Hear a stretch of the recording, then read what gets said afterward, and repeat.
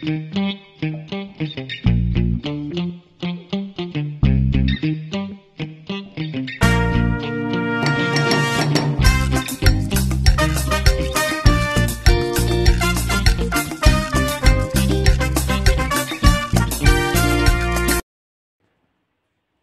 everyone! Ayan, today gagawa ako ng pagkain ng alaga ko at dahil ako'y magbabakasyon sa Pilipinas ay kailangan kong damihan ang iiwanan kong pagkain ng alaga ko. Ayan guys, ito yung moer, ang taingang daga ng Taiwan, napakadami niya. At yan ang gagawin kong yan ay para sa isang buwan na pagkain ng alaga ko. Ayan na nga guys, kung kayo ay hindi pa nakakaalam, itong taingang daga ay gamot sa sa Alzheimer, kasi yung alaga ko kasi may Alzheimer siya. Tsaka maraming gamot yan sa kanyang kalusugan. Kaya hanggang ngayon ay lumalaban ang aking alaga at talaga namang malusog na malusog pa siya. Kaya 9 years ko nang siyang alaga at ito ang kanyang kinakainihan na. Ibi-blender ko lang yan guys, tapos lulutuin. At syempre pag bago pa kainin ay hahaluan niya ng gatas.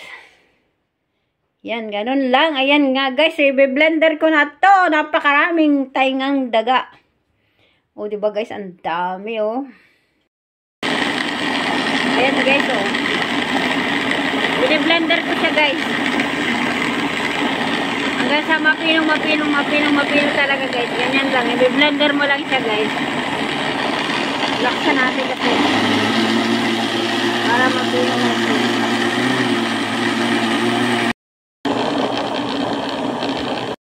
At ayan na guys, na-blender ko na, ang dami guys. So, talagang pang isang buwan na alaga yan.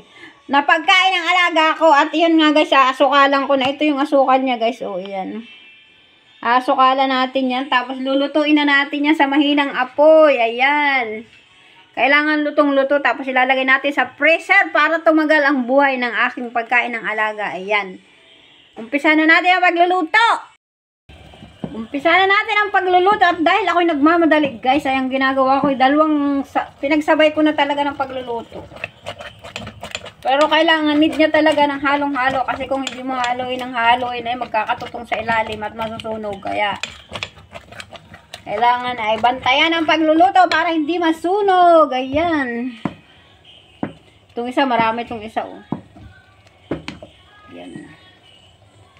Lulutuin ko lang yan guys sa mahinang apoy. Tapos ayun na, lutong-luto na siya. At tapos isasali natin sa mga container na pagtataguan ko. Para tumagal ang buhay niya. At ayan na guys, luto na. Inahon ko na guys. Ayan, pinagsama ko na sa isang malaking lalagyan para mamayang gabi ko pa yan isasalin sa mga container guys. Kasi sobrang init pa niya. Kailangan malamig na yan bago ilipat sa mga container. Ayan. Papalamigin ko lang yan. Tapos ay isasali na natin sa container para mailagay na sa freezer. Okay. Ayan na guys, ang aking moer. Ang pagkain ng alaga ko. Dami-dami. Nailipat ko na sa mga container guys. So, ilan yan? 1, 2, 3, 4, 5, 6, 7, 8.